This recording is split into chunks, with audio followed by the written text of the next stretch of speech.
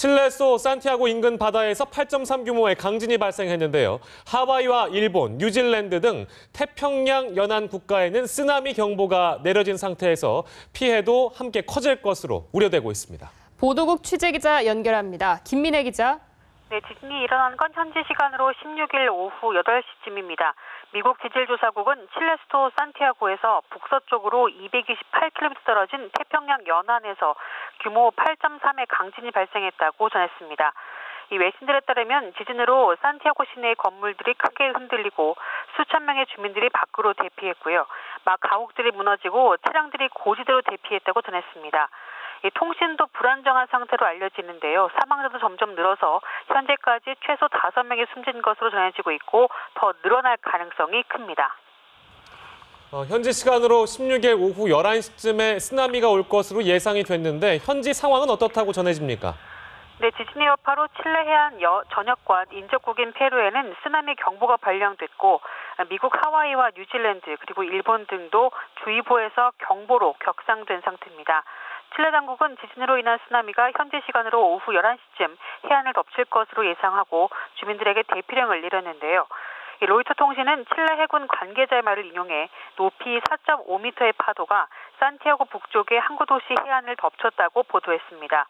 또 쓰나미로 일부 해안 인근 도시 시가지에 물이 차오르는 모습도 목격된 것으로 전해졌습니다. 아직까지 쓰나미 피해가 직접적으로 알려지진 않은 가운데 페루 정부 등 인접국은 자국 해안에 최대 3m의 파도가 덮칠 것으로 예상하고 있습니다. 네, 우리 교민들의 피해도 걱정인데요. 상황이 어떻습니까? 네, 칠레 현지에는 교민 등 한국인 2,700여 명이 체류하고 있는 것으로 알려지고 있습니다. 현재까지 확인된 피해는 없는 것으로 전해집니다.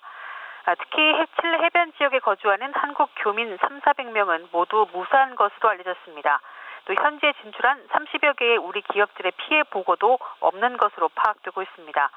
외교부는 비상 연락망 등을 가동해서 칠레 교민과 현지 여행객들에게 해안에서 멀어지고 또 신변 안전에 유의할 것을 당부하는 안전 공지를 했고요. 하와이에 체류하는 우리 국민에게도 관련된 공지를 했다고 전했습니다. 네, 칠레에서 유독 지진 발생이 많은데 이게 환태평양 지진 때라는 것과 연관이 깊다고요? 네, 환태평양 지진대는 일명 불의 골이라고도 불리는데요. 가장 큰 지각판인 태평양판이 유라시아판과 북아메리카판 등과 맞물리는 경계선을 말합니다. 세계 활화산과 휴화산의 75%가 이 지역에 몰려 있어 대부분의 지진이 이 일대에서 발생하고 있습니다. 칠레에서는 이전에도 여러 차례 지진 피해가 있었습니다. 지난 1960년에 규모 9.5의 강진으로 5천 명이 숨졌고 2010년에는 규모 8.8 지진으로 480여 명이 목숨을 잃었습니다. 미국 지질조사국은 1730년 이후 지금까지 규모 6.0 이상의 강진만 25차례 넘게 발생한 것으로 파악하고 있습니다. 자세한 소식 들어오는 대로 다시 전해드리겠습니다. 지금까지 보도국에서 연합뉴스TV 김민혜입니다.